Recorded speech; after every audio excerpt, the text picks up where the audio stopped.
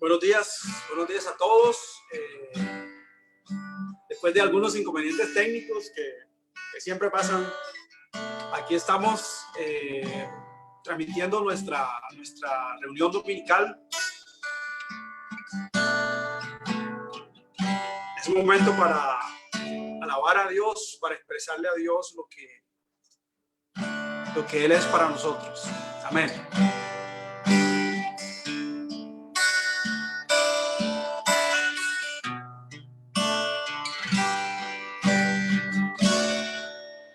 Si ya estás conectado, puedes compartir esta transmisión para que otras personas que tal vez están en casa, que necesiten escuchar alguna palabra de ánimo, algún mensaje de Dios para sus vidas, tengan por lo menos esta opción de compartir con nosotros hoy este servicio. Dios es un Dios fiel. Saben que cuando David escribió sus mejores canciones, él no escribió sus mejores canciones en los mejores momentos de su vida. Él escribió sus mejores canciones, las canciones más sentidas que escribió David, que hasta hoy nos marcan la vida, las escribió desde momentos muy complicados en su vida, momentos cuando estaba huyendo, momentos cuando estaba en soledad, momentos cuando estuvo en pecado incluso, momentos cuando estaba frustrado, cuando se sentía vulnerable por sus enemigos. Fueron momentos en donde David se inspiró más y se aferró más a Dios. También vemos un ejemplo de Pablo y Silas. Pablo y Silas, después de haber sido azotados, después de haber sido burlados, ridiculizados, después de haber sido torturados, ellos en la cárcel, encerrados,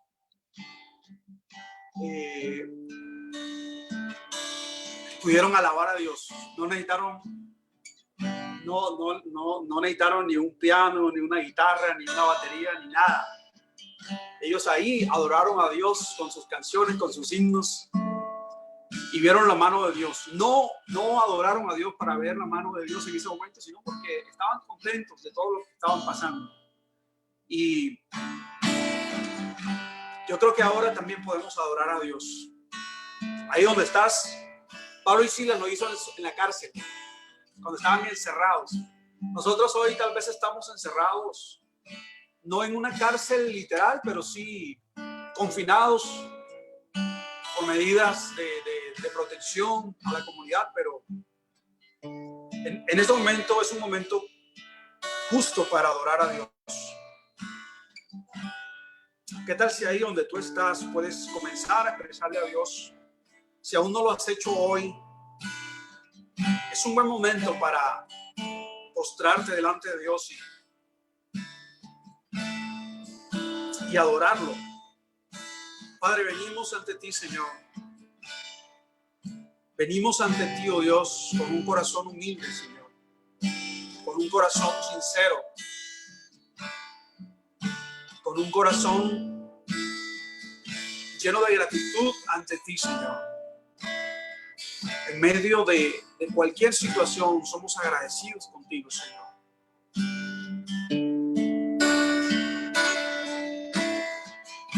Porque no importa lo que pase, Señor, no importa lo que vivamos, no importa en qué situación estemos, tu fidelidad, tu misericordia sigue siendo la misma, Señor, nueva cada día, Señor.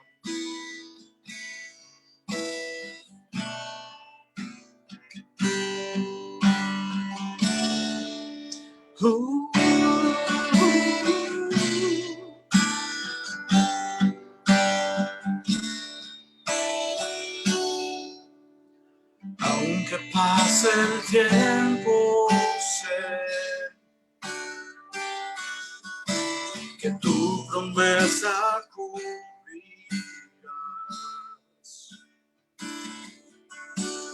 Nada en ti se perderá. Esa es mi seguridad. Tus cuerdas de amor cayeron sobre mí.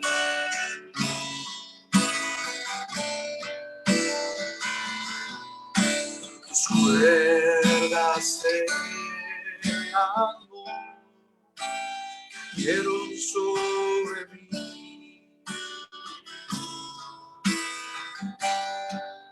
Es tu amor que me sostiene, el que me levanta, el que me da paz, me da seguridad.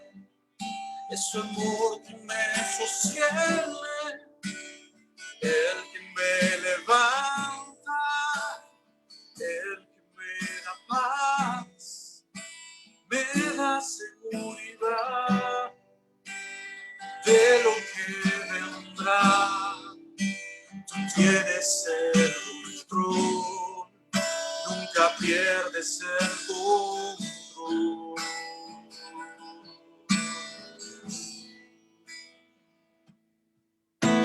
Escucho el eco de tu voz resonando en mi interior. Tus palabras me sostendrán. Esta es mi seguridad.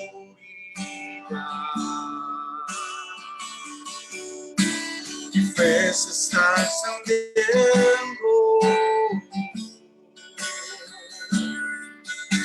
Hoy puedo ver con claridad. Mi fe se está encendiendo. Y hoy me vuelvo a levantar. Es su amor que me sostiene, el que me levanta, el que me da paz, me da seguridad. Es su amor que me sostiene, el que me levanta, el que me da paz, me da seguridad de lo que vendrá.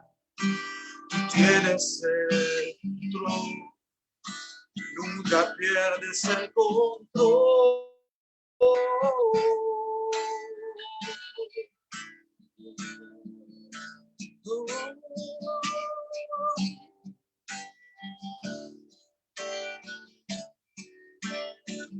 Es tu amor que cada día nos sostiene, Dios.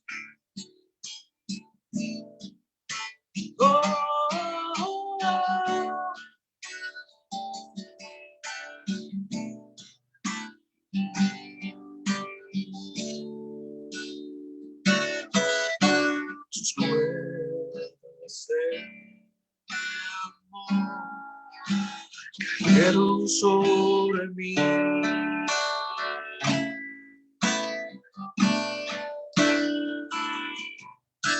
Tus cuerdas de amor cayeron sobre mí.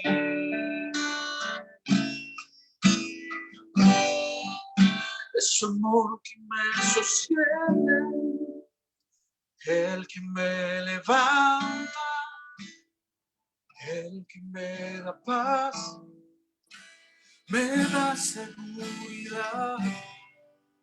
Es su amor que me sostiene, el que me levanta, el que me da paz, me da seguridad de lo que vendrá. Tú tienes el control. Nunca pierdes el control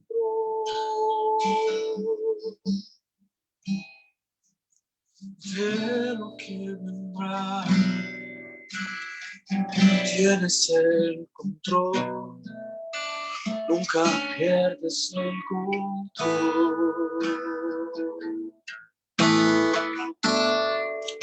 Dios, tú tienes el control hoy, Señor, como siempre lo has tenido. Tú tienes el control de mi vida, Señor. Tú tienes el control del mundo. Tú tienes el control del universo, Dios. Nada pasa sin que tú lo permitas, oh Dios. Nada sucede, oh Dios, sin que tú des el visto bueno, oh Dios. Tú eres el creador, oh Dios. Tú eres el creador, Señor.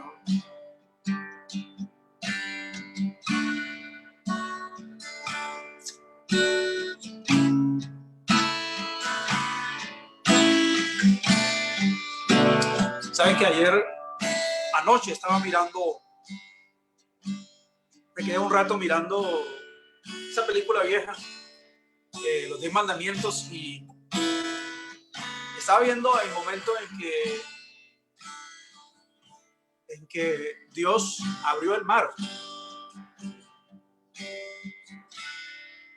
Y bueno, si bien en una película en recrear esa escena se queda corto, me logró impresionar y imaginarme qué pasó en ese momento. ¿Cuál fue la impresión del pueblo de Israel cuando vio que el mar se había abierto para que ellos pasaran? Y yo le decía a Dios, así como asombrado, yo le decía, Señor, de verdad tú abriste el mar, o sea, de verdad tú hiciste eso, wow. Pero no fue una expresión como de duda, sino como de asombro. Y yo, Señor, o sea, increíble, tú de verdad eso pasó, en serio. Y yo sentí que Dios me respondió de una, me dijo, no, yo no solo abrí el mar, yo hice el mar, yo hice todo lo que existe, todo eso lo creé yo. Yo soy el creador de todo lo que existe, no solo lo abrí. Y wow, es un momento para reconocer la grandeza de Dios, para reconocer el señorío de Dios. Él no solo abrió el mar, Él creó todo lo que existe lo creó Él cuando no existía nada. Esto no se formó solo, esto no se formó de una explosión ni de teorías absurdas. Saber que nosotros somos hijos de ese Dios y que Él está pendiente de nosotros. Tus cuerdas de amor cayeron sobre mí.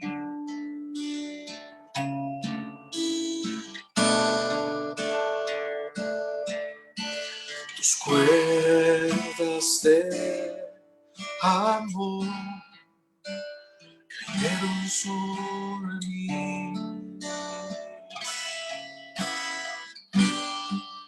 Es su amor que me sostiene, el que me levanta, el que me da paz, me da seguridad. Es su amor que me sostiene, el que me levanta, el que me da paz, me da seguridad de lo que vendrá. Tú tienes el control, nunca pierdes el control.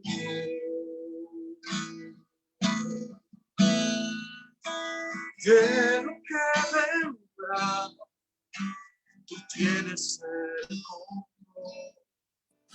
nunca pierdes el control.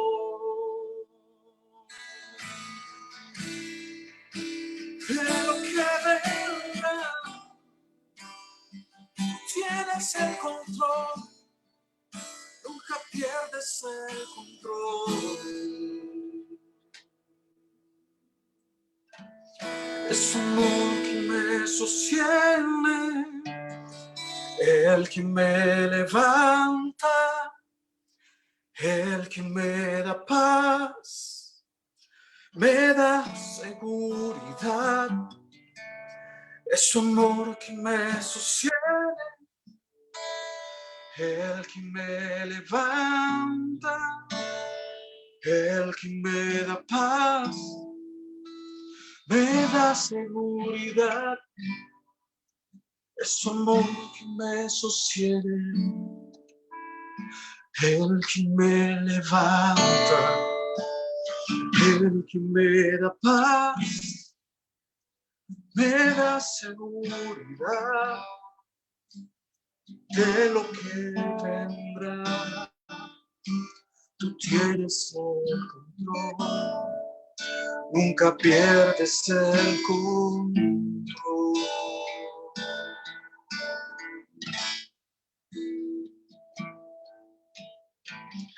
Tu gracia me visitó, sanando mi corazón. Mi casa se inundó de tu luz. Hablaste a mi corazón, tu voz me dio dirección. Camino al amparo de tu luz. En la tempestad estaré seguro, tú me sostendrás con tu brazo fuerte. Tú, mi buen pastor, guiarás mis pasos, cuidarás de mí. En la tempestad estaré seguro, tú me sostendrás con tu brazo fuerte. Tú, mi buen pastor, guiarás mis pasos, cuidarás de mí. Tu gracia me visitó, sanando mi corazón. Tu casa se inundó de tu luz. Hablaste a mi corazón, tu voz me dio dirección. Camino al amparo de tu luz. En la tempestad estaré seguro, tú me sostendrás con tu brazo fuerte. Tú, mi buen pastor, guiarás mis pasos, cuidarás de mí. En la tempestad estaré seguro, tú me sostendrás con tu brazo fuerte. Tú, mi buen pastor, guiarás mis pasos, cuidarás de mí. Tú cuidas de mí, tú velas por mí, tú cuidas de mí. Tú, mi seguridad, mi fuente de paz, cuidas de mí. Oh, tú cuidas de mí, tú velas por mí, tú vives en mí. Tú, mi seguridad, mi fuente de paz, cuidas de mí.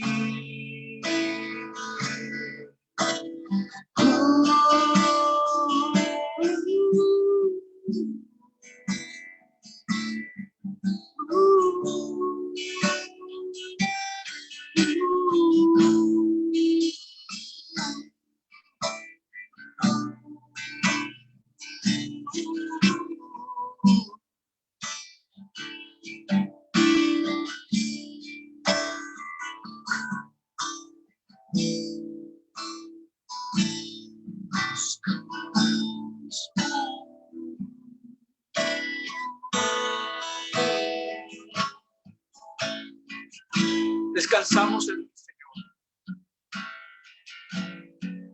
Descansamos en tu presencia. Descanso en tu abrazo, confiado en tu regazo. Respiro en tu presencia, puedo encontrar paz y tranquilidad. Descanso en tu abrazo, confío en tu regazo. Respiro en tu presencia, puedo encontrar paz y tranquilidad. Mi refugio donde paso la tormenta, la sonrisa que arrebata mi tristeza,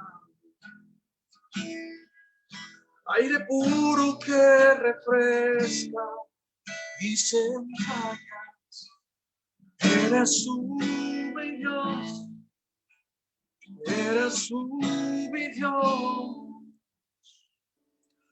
Descanso en tu abrazo,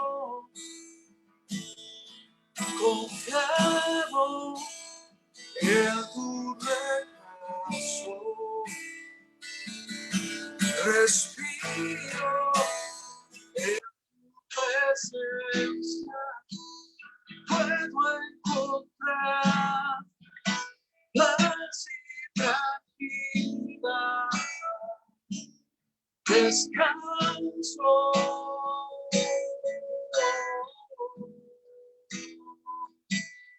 confiado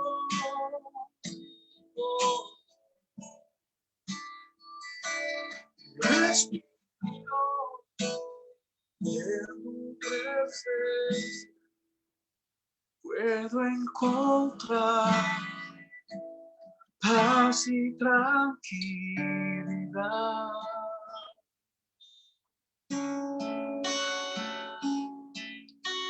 Paz y tranquilidad en tu presencia.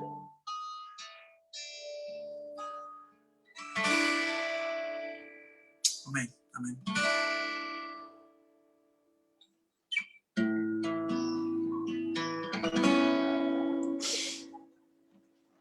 Solo en Dios podemos encontrar paz. Amén.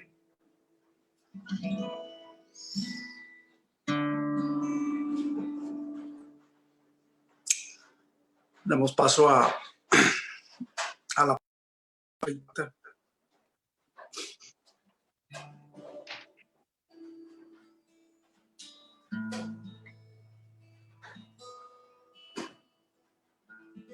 Bendiciones.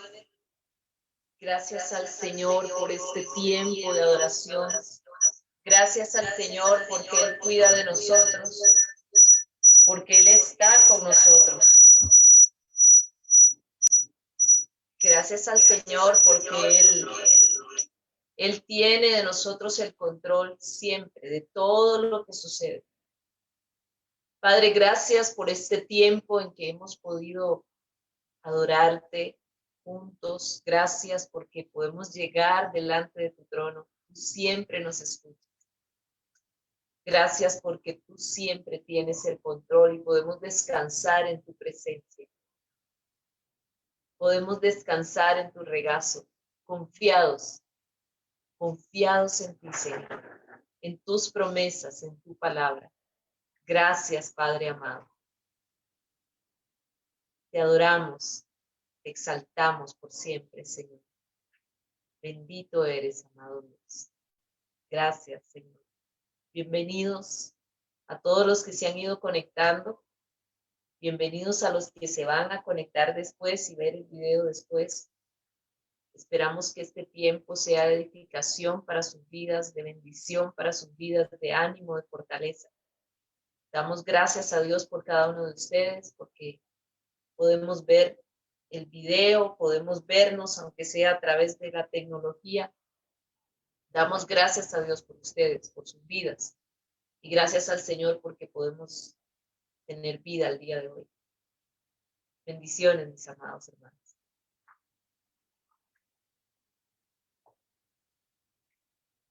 Bueno, bendiciones también a ustedes. Un saludo cordial a todas las familias que nos están sintonizando, que nos están viendo, a todos nuestros amigos que están también en diferentes países. Un saludo hasta allá, con un fuerte abrazo de nuestra parte, abrazo a la distancia, pero al fin y al cabo ese sentir del corazón que nos estrecha y que nos permite, aunque sea a la distancia, poder sentir la bendición del aprecio, del cariño y de la estima que nos profesamos unos a otros. Como bien saben, hoy la cristiandad está celebrando la resurrección de Jesús. Lo extraordinario de la tumba no es lo que hay en ella, sino más bien lo que no hay en ella. Eso es lo extraordinario de la tumba de Jesús, que la gente no va allá para ver a alguien que está ahí, que murió hace 2000 años. Más bien va allá para encontrarse con una tumba vacía. Eso es lo maravilloso de la tumba, que no hay nadie a quien ver, porque el que estaba ahí resucitó. Y el tema que me ocupa en esta mañana precisamente es demostrar con evidencias por qué tenemos que creer en la resurrección. La primera, una de las cosas que tenemos que tomar en cuenta es que nosotros estamos convencidos, la cristiandad y aún el pueblo, la gente secular está convencida de la existencia histórica de Jesús y aún de su muerte. Esto obviamente lo demuestran algunos testimonios. Por ejemplo, Flavio Josefo, Cornelio Tácito, Luciano de Samosata y aún el Sanedrín mismo, el Sanedrín judío, corroboran las declaraciones de los primeros cristianos que atestiguaron estos importantes aspectos históricos de la muerte de Jesús. Pero en cuanto a su resurrección, hay muchas líneas de evidencia que hacen este caso irrefutable. Y precisamente la respuesta de la comunidad secular a la misma evidencia ha sido predeciblemente apática, acorde a su leal compromiso con el naturalismo metodológico. ¿Y qué es el naturalismo metodológico? Para quienes no están familiarizados con este término, es el empeño de explicar todo lo que ocurre en términos naturales. Todo lo que pasa tiene que tener una causa natural. Ese es el naturalismo metodológico. Si algún supuesto evento histórico desafía una explicación natural, en este caso la resurrección, los eruditos seculares generalmente lo tratan como un exagerado escepticismo, a pesar de la evidencia, sin importar la abrumadora que ésta sea. A nuestro juicio, tan infalible fidelidad a las causas naturales, a pesar de la clara evidencia de lo contrario, no conduce a una investigación parcial o por lo tanto inadecuada de la evidencia. Una postura científica e histórica mal balanceada ha dicho: el ser forzado a creer solo en una conclusión violaría la propia objetividad de la ciencia misma.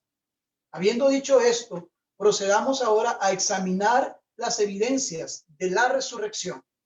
Y quiero referirme específicamente a 5 de ellas.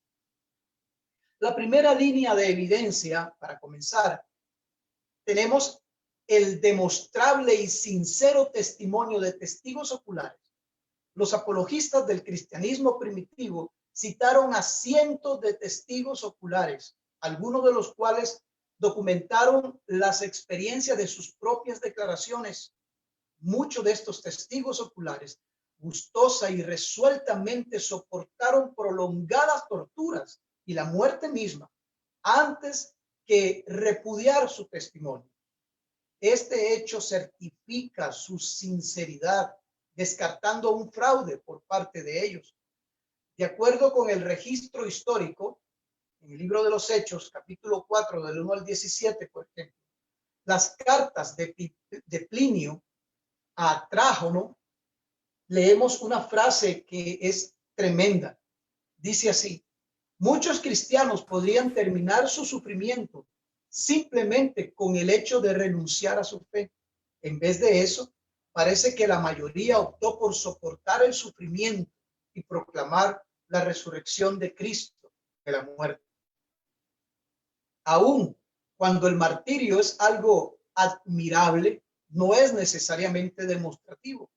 Este no valida una creencia tanto como a quien la cree, al demostrar su sinceridad de una manera tangible.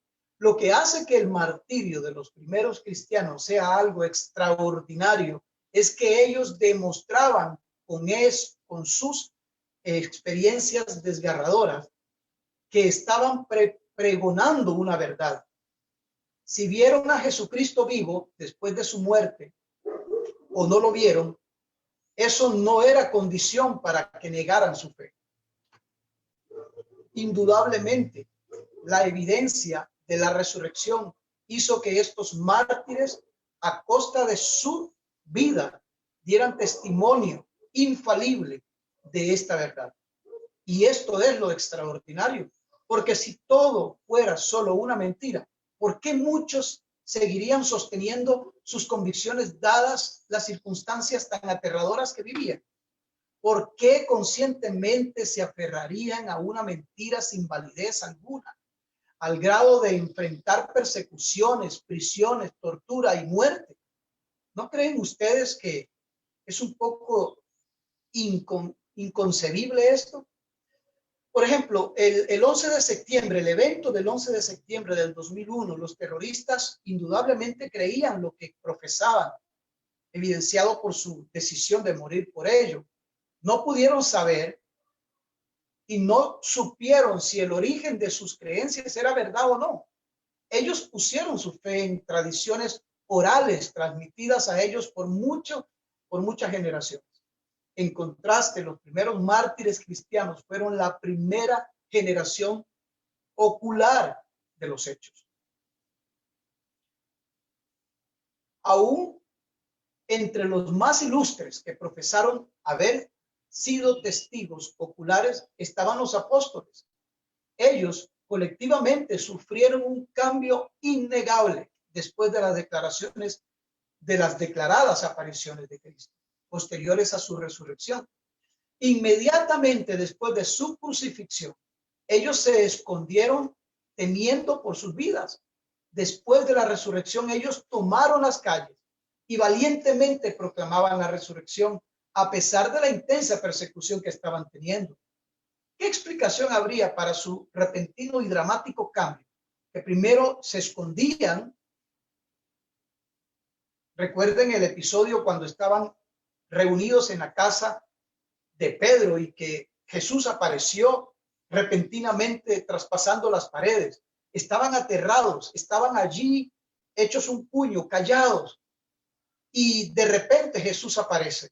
Ese episodio, definitivamente el episodio de la resurrección, hizo que hubiera un cambio abrupto en ellos. Después de estar bajo el temor, bajo el asedio, después de estar en el encierro por temor a las autoridades judías, ellos salen a las calles y aún arriesgan sus vidas a pesar de la persecución y de las amenazas de los judíos, de las autoridades judías. Ciertamente no era una ganancia financiera. Los apóstoles renunciaron a todo lo que tenían para predicar la resurrección, incluyendo sus vidas. La segunda evidencia o línea de evidencia a la que quiero referirme concierne a la conversión de ciertos escépticos claves. Los más notables que ellos, de entre ellos está Pablo y Santiago. Pablo fue, en sus propias palabras, un violento perseguidor de la naciente iglesia de Cristo, después de lo que él describió como un encuentro con el Cristo resucitado. Pablo sufrió un inmediato y drástico cambio de ser un perseguidor de la iglesia a uno de los más prolíferos y desinteresados defensores del evangelio. Como muchos de los primeros cristianos, Pablo sufrió la pobreza, persecución, golpes, prisiones y su ejecución a causa de su firme compromiso por la resurrección de Cristo. ¿Qué más evidencia que esto? Tendría que estar una persona loca o fuera de sí para dar un cambio tan drástico. ¿No creen ustedes? Santiago era el otro escéptico, aunque no fue tan hostil como Pablo. Un comentado encuentro con Cristo después de su resurrección lo convirtió en un innegable creyente, un líder de la iglesia en Jerusalén. Aún tenemos lo que los eruditos generalmente aceptan como ser una de sus cartas a la iglesia primitiva. Como Pablo, Santiago sufrió gustosamente y murió por su testimonio, un hecho que respalda la sinceridad de su creencia. En el libro de los Hechos podemos ver testimonios de este hecho en la vida de Santiago, pero también Flavio Josefo se refiere a estos dos mártires de la iglesia que después de ser escépticos en cuanto a su fe, la defendieron y aún dieron sus vidas por causa del evangelio. ¿No creen ustedes, amigos y hermanos, que definitivamente la resurrección tuvo que haber dado un cambio drástico en la actitud de estos hombres? Quiero referirme a la tercera y cuarta línea de evidencia. Concierne al testimonio del enemigo, en este caso de las autoridades judías, sobre la tumba vacía, al hecho de que la fe en la resurrección tuvo su raíz o su génesis en Jerusalén. Jesús fue públicamente ejecutado y sepultado en Jerusalén. Hubiera sido imposible para la fe en su resurrección que tuviese su raíz en la misma Jerusalén, puesto que su cuerpo estaba aún en la tumba donde el Sanedrín podía exhumarlo, exhibiéndolo públicamente y por lo tanto exponiendo el engaño. En vez de ello, el Sanedrín acusó a los discípulos de robar el cuerpo, aparentemente en un esfuerzo por explicar su desaparición y por tanto la tumba vacía. ¿Cómo explicamos el hecho de que la tumba estuviese vacía? Estos son tres de las explicaciones más comunes. La número uno, por ejemplo, los discípulos robaron el cuerpo, decían ellos. Si este fuera el caso, ellos habrían sabido que la resurrección era un fraude. Por lo tanto, ellos hubieran estado tan gustosos de sufrir y morir por esta causa. Recuerden lo que hablamos acerca de la primera evidencia, los testigos oculares. Todos los que profesaron ser testigos habrían estado conscientes de que ellos realmente no vieron a Cristo y por tanto habrían mentido. Pero no fue el caso. Con tantos conspiradores, seguramente alguno de ellos hubiese confesado que esto era un fraude. Pero no fue así, sino para detener su propio sufrimiento, al menos para terminar el sufrimiento de sus amigos y familiares. La primera generación de cristianos fueron totalmente masacrados, especialmente después de la conflagración de Roma en el 64 después de Cristo. Un incendio que ordenó Nerón supuestamente para ganar espacio en la expansión de su palacio, pero del cual culpó a los cristianos en Roma en un esfuerzo por justificarse. Note cómo, por ejemplo, el historiador Cornelio Tácito, un historiador romano, en sus anales del Imperio Romano, publicó una descripción de lo que pasó después de que Nerón incendió Roma. Y aquí cito y abro comillas: Nerón culpó e infringió lo más refinada de las torturas a una odiada clase por sus abominaciones, llamados cristianos por el populacho. Cristo, de quien el nombre tomó su origen, sufrió la pena capital durante el reinado de Tiberio a manos de uno de nuestros procuradores, Poncio Pilato, y una gran superstición malévola, aunque reprimida por el momento, volvió a hacer erupción, no solamente a través de Judea, donde tuvo su origen este mal, sino también en la ciudad de Roma. De acuerdo a esto, primero se efectuó el arresto de todos los que se declararon culpables. Luego, una inmensa multitud fue convicta, no tanto por el crimen del incendio de la ciudad, sino por su odio contra la humanidad. Fueron el objeto de toda clase de burlas aplicadas a sus muertes. Siendo cubiertos con pieles de animales, eran despedazados y muertos por los perros y aún por los leones en el Coliseo romano. También fueron clavados en cruces, fueron condenados a las llamas, prendiéndoles fuego para servir como Nerón, como iluminarias nocturnas. Cuando declinaba la luz del día, Nerón iluminaba las fiestas en su jardín con cristianos a quienes quemaba vivos. Seguramente alguno de ellos hubiera confesado la verdad ante la amenaza de su sufrimiento tan terrible. El hecho es, sin embargo, que no tenemos registro de ninguno de los primeros cristianos que sufrieron este tipo de torturas, renunciando a la fe para terminar su sufrimiento. En vez de ello, tenemos múltiples informes, montones de informes, testimonios, declaraciones de apariciones de Jesús después de la resurrección a cientos de testigos oculares gustosos de sufrir y morir por la causa que estaban defendiendo. Ahora bien, si los discípulos no robaron el cuerpo, ¿de qué otra manera podemos explicar la tumba vacía? Algunos han sugerido que Cristo simuló su muerte y más tarde escapó de la tumba. Eso es potencialmente absurdo. De acuerdo al testimonio de testigos oculares, Cristo fue golpeado, torturado, azotado y atravesado por una lanza. Sufrió heridas internas, pérdidas de sangre masiva, asfixia y su corazón fue traspasado por una lanza. No existe razón alguna para creer que Jesucristo, nuestro Señor, pudiera haber sobrevivido a tal suplicio, simular su muerte, permanecer en una tumba por 3 días sin desangrarse y morir. Por favor, es absurdo pensar en esto. Es hasta ridículo suponer esto. Sin embargo, hay quienes para desprestigiar y desacreditar este magno evento sobrenatural han dicho que esto Jesús lo hizo para, de alguna forma, también anunciar su resurrección.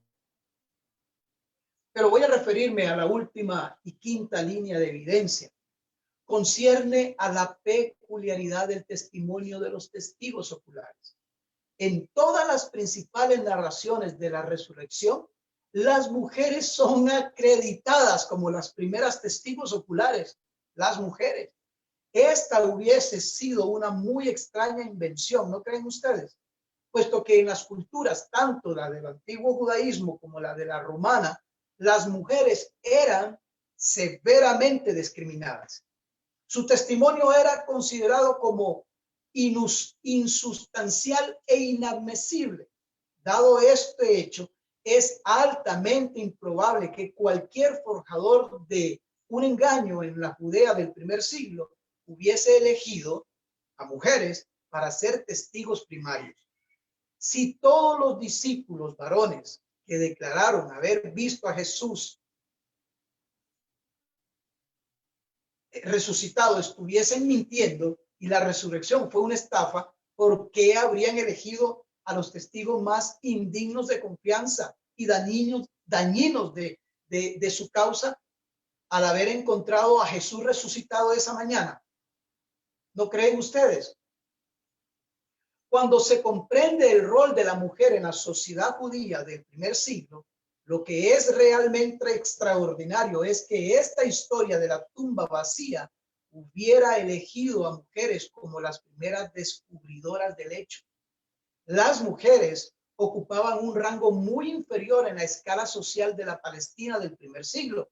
Hay inclusive antiguos dichos rabínicos que decían, por ejemplo, vea usted qué cosa más tremenda: mejor dejar que las palabras de la ley sean quemadas que ser entregadas a las mujeres.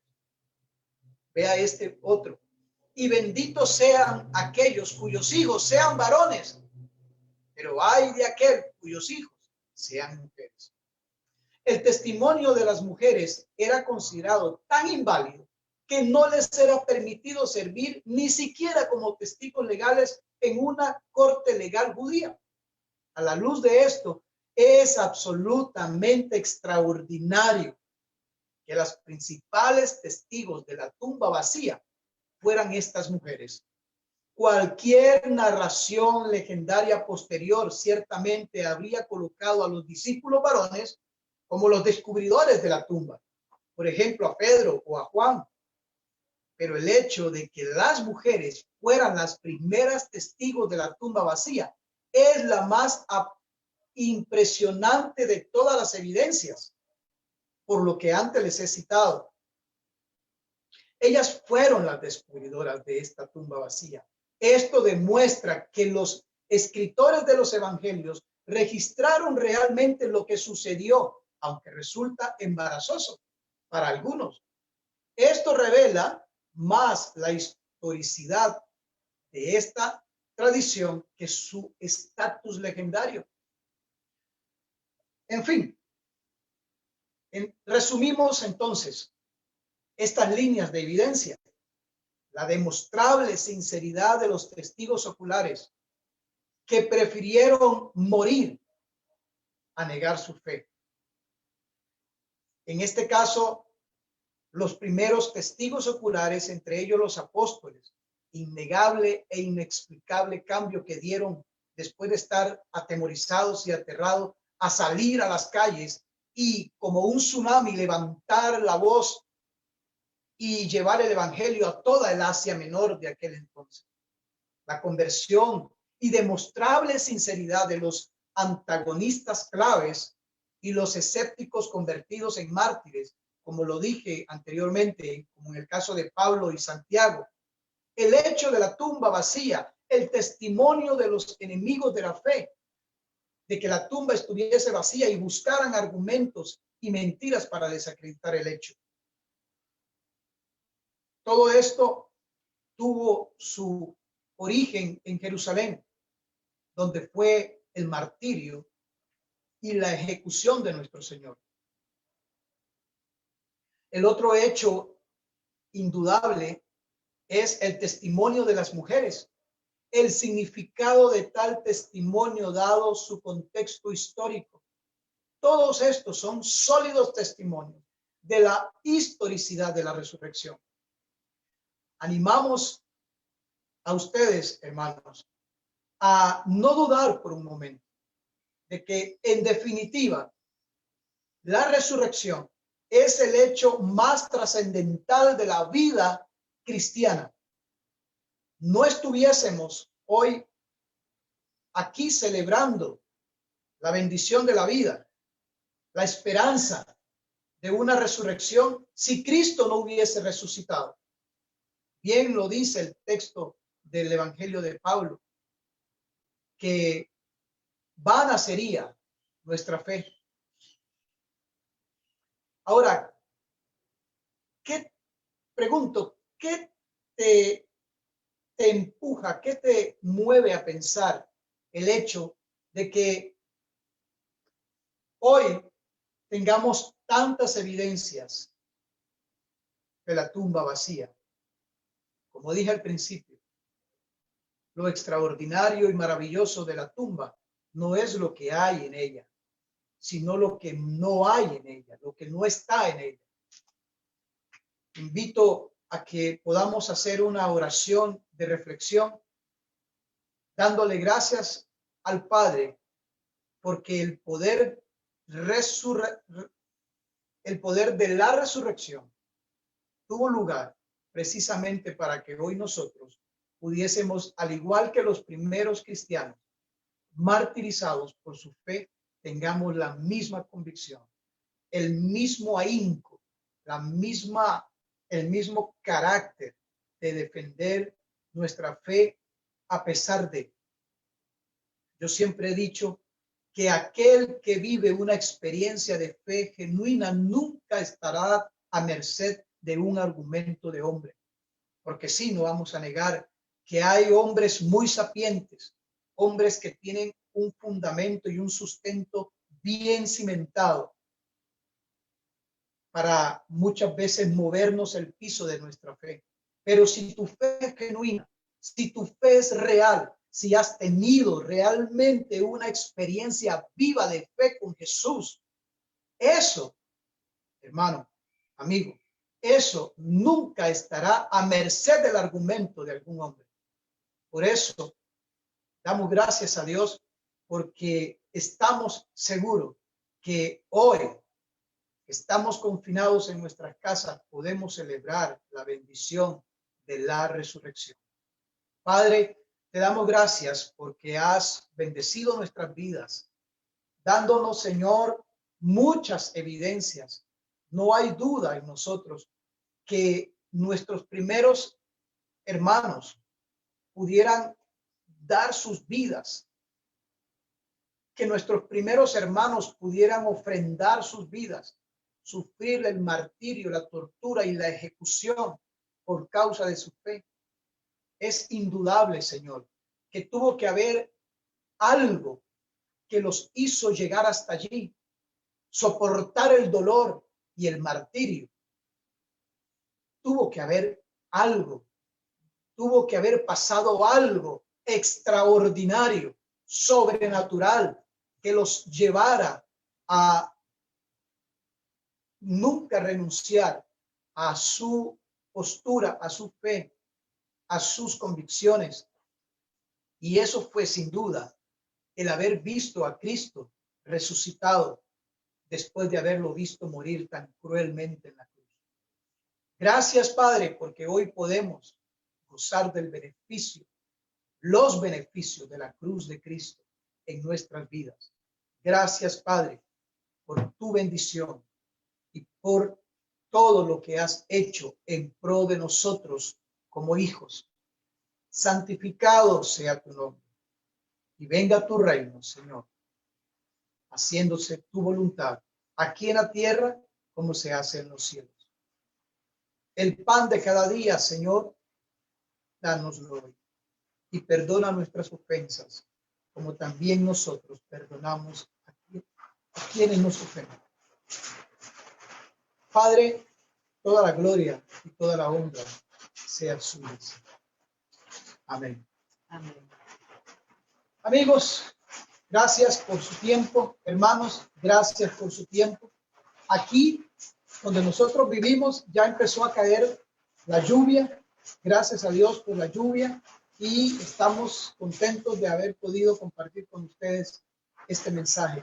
Gracias, Elber. Gracias a mi esposa por participar de esta celebración virtual. Bendiciones y nos vemos en la próxima.